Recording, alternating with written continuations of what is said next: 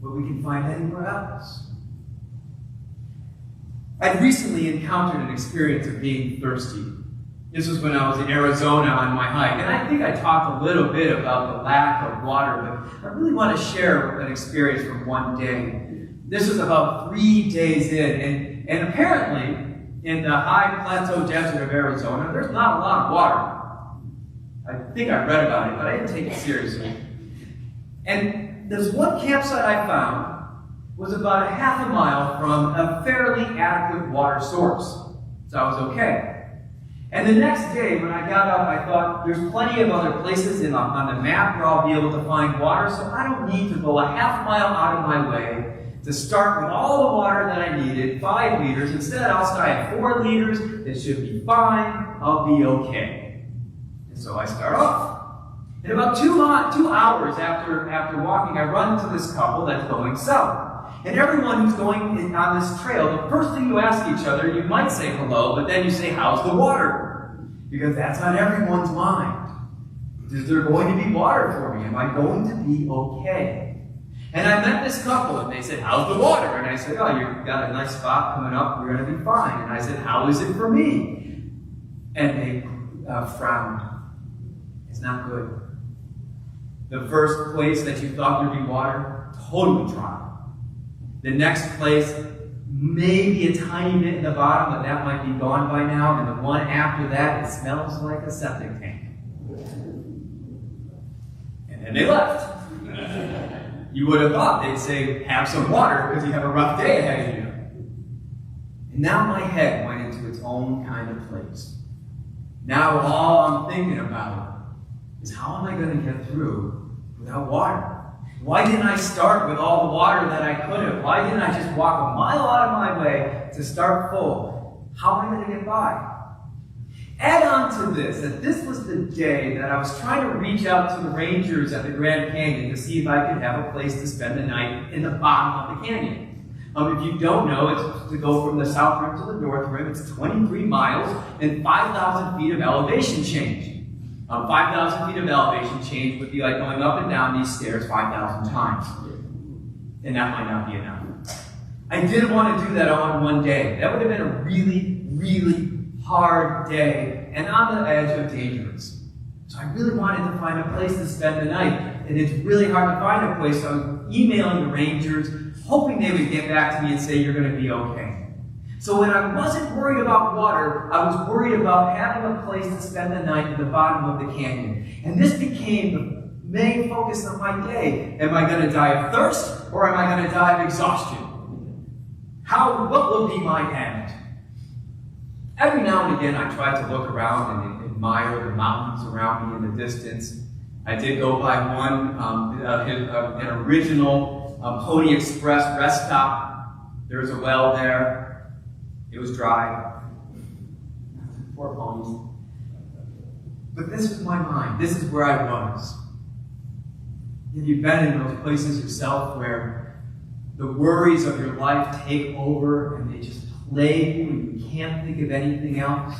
Moments of joy do happen, but you can't really focus on them. All you can think about is, how am I going to get through this next thing? Or how is my family member going to be okay?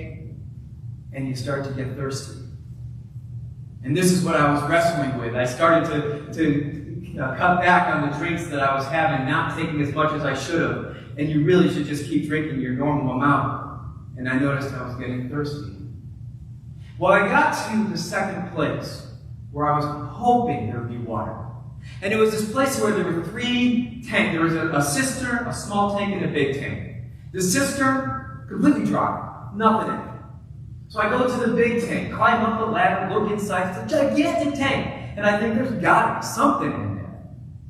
Dry. I go to the last one, a small tank about this wide around. It has a cover on it. Push the cover off, 3 inches of water on the bottom. Just enough. You push the bugs aside, you try not to get too much silt inside your cup. I got 4 liters out of it. 4 liters of somewhat gross, not great tasting water, but it was water, and I gulped it down. And I felt better. And then, at that moment, I did feel better. I see these looks of like, that's gross. Yeah, well, is what you take. Then I realized, and then while I was there, I got an email from the Rangers saying, "You're going to be okay. We always save some spots for people that are backpacking. You're going to be fine. I'm going to be okay." And the Ranger had a postscript on his email. You see, when I sent my message to him, saying, I'd like to get a spot, and you help me out, I signed it with my name and also my trail name to prove legitimacy, that I am an actual backpacker. And my trail name is Sabbath. If you're not sure what that means, ask me after. And he noticed in this postscript, "I noticed your trail name. Are you a pastor? If so, that's really cool." Just an off-side thought. And that line hit me. It hit me in my gut. It hit me in a visceral, emotional, spiritual kind of way. I had been worried about getting water to drink. I had been worried about having a place to stay, when what I really was thirsting for was someone seeing me as a pastor in the wilderness and affirming it. I had to stop, to sit, to weep, to allow this moment to wash over me. And this passage from John came to my mind. Jesus says, "I will give you life-giving water that never ends." I didn't know I was thirsty, but God knew. He gave me the water I needed. We all thirst. We all thirst in ways that may feel physical, that may feel just surface, but there's a deeper thirst that we have. To be seen, to be loved, to be affirmed, to see that life has value, has direction, to know that God sees us and says, "You are good." How do you thirst in your own life? That passage speaks to this sense of wisdom. Wisdom is something that occurs in Ecclesiastes. It's different from knowledge. You want knowledge, go to Proverbs. Knowledge is memorizing the books in the Bible. Knowledge is having scriptures at your ready. But wisdom is knowing where to go when you're in a grief that feels so alone. Wisdom is knowing when to speak and when not. Knowledge is just knowing the words that you're supposed to say. Ecclesiastes speaks to a wisdom.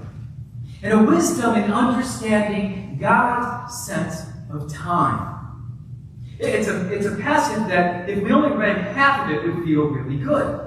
There's a time to laugh, a time to dance, a time to build up, and we would think, this is fantastic. Is this what it means to be a follower of God, that we're always just laughing and dancing and having a great time? I would be miserable. Because I'd like to sometimes just be dour and sad and somewhat existential.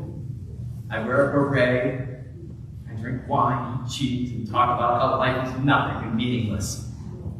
Those who have read John Paul Sartre, you know what I'm talking about. If you haven't, you're better off. There's also, though, that sense that there is this time to grieve, a time to tear down. We had two funeral services this week. Can you imagine going to the families in grief and saying, "Come on, dance"? It's not the right time. They need that time to be sad, to weep, and to stay in that time. And the challenge with grief is that you want to know, when will it be over? Is it going to be 3 days, 3 months, 3 years? When will I be done? And we don't know, because it's God's time. And you just have to sit through it, wait with it, let it guide you and lead you in its own way. Ecclesiastes speaks to this wisdom that we try to have of letting go of our sense of controlling what the time is supposed to be, how we're supposed to be at a certain moment, and falling into God's time. I have been thirsty. It was my thirst that brought me to be a pastor. I have this thirst to want to share the love of Christ, to walk with people in their love of Christ. I go to the wilderness to replenish that thirst so that I can be here for you in the best way that I can. Because I love being your pastor. I really do. I just realized I forgot to show you my socks for today, too. They're socks that say, "Not all who wander are lost."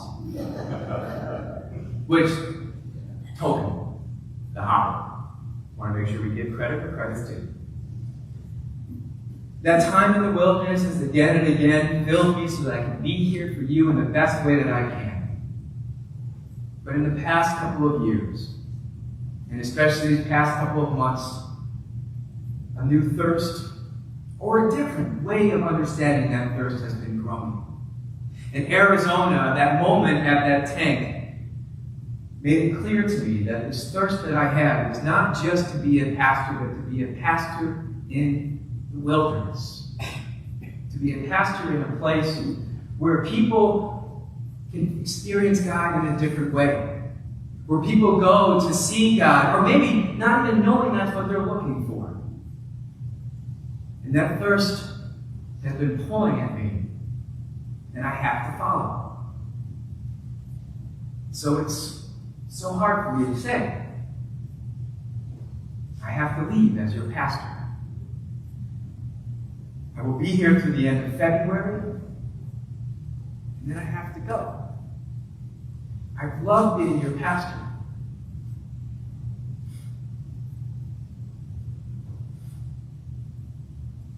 You have been such a blessing. But the thirst is one that you have to follow. And I'm in that time, in God's time. Between now and then, I will be your pastor. I will continue to laugh with you, pray with you, and walk with you in your faith. But it's time. I ask that you pray with me and for me and my family.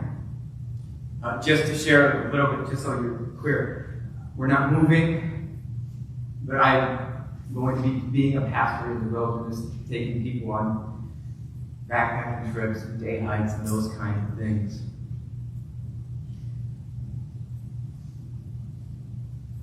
The thirst is real. And the thirst is real for all of us. What is the time of your thirst now? Where is your thirst? And how are you called to say yes with that wisdom that God gives to us all? I know I just kind of dropped something, and you're probably processing it, sitting with it, and it's not an easy thing for me to share. Let's close the service by singing It Is Well. We sing all the verses. Let us rest on the sentiment of that hymn and knowing no matter what, it will be well. I invite you to stand as you are able and join in singing 519. It is well with my soul.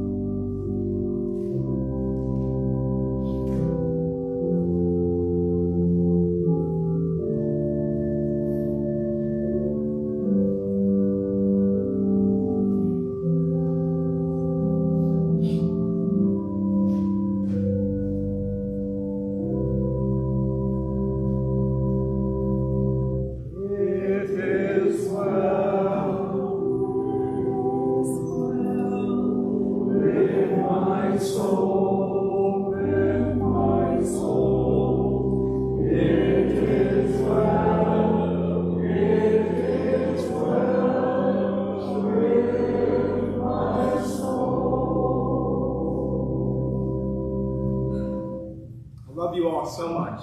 We love you. May others feel the blessing that I feel through you. May you be that blessing to the world. Amen. Amen.